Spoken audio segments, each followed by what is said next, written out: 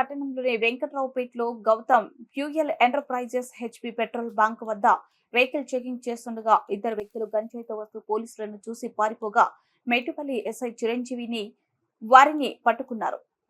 తెలుపుతూ వారి యొక్క వివరాలు మగిని దేవ నర్సయ్య, తండ్రి పేరు దేవయ్య, వయసు 20 సంవత్సరాలు, కులం వడ్డెర, residential address DD Nagar, Metupalli, Jagtial జిల్లా, కోరే రాజు, తండ్రి పేరు రమేష్, వయసు 25 సంవత్సరాలు, కులం కుర్మా, రెసిడెన్షియల్ అడ్రస్ దుబ్బవాడ అని తెలిపారు. తర్వాత వారిని అదుపులోకి తీసుకుని పంచుల సమక్షంలో పంచనామా రాసి అట్టి 100 గ్రాముల గంజాయి, దాని విలువ సుమారుగా 5,000 వారు వచ్చిన royal Enfield bike number TS 16EH4409 వారి యొక్క 2 మొబైళ్లను స్వాధీనం పరుచుకుని తదుపరి చర్య నిమిత్తం వారిని రిమాండ్కు తరలించినట్లు డీఎస్పీ ఉమామహేశ్వరరావు తెలిపారు.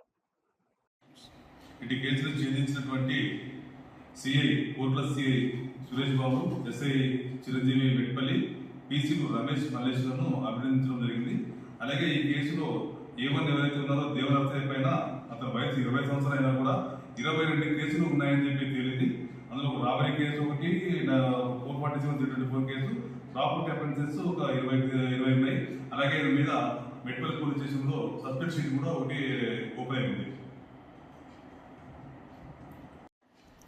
తేదీ 6/8/24 రోజున మెట్పల్లి ఎస్ఐ గారికి నమ్మదగిన సమాచారం ప్రకారంగా ఉదయం 9 గంటల సమయంలో వెంకటరావుపేట హెచ్పి పెట్రోల్ బంక్ వద్ద వెహికల్ చెకింగ్ చేస్తూ ఉండగా ఇద్దరు వ్యక్తులు గంజాయి తీసుకొని అటు రోడ్లో పోతూ ఉంటే పోలీసులను చూసి పారిపోవడం జరిగింది. వాళ్ళు పోలీసులు చూసి వెంటనే ఎస్ఐ గారు వాళ్ళని పట్టుకొని వాళ్ళని విచారించగా వాళ్ళ పేర్లు ఒకటి మగిని దేవ నర్సయ్య, తండ్రి పేరు దేవయ్య, వయసు 20 సంవత్సరాలు అని తెలిపినాడు. 2 కోరే రాజు, తండ్రి పేరు రమేష్, వయసు 25 సంవత్సరాలు తెలిపినారు.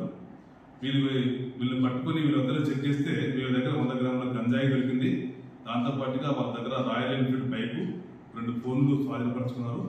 ఇద్దరిని రిమాండ్కి పంపడం జరిగింది.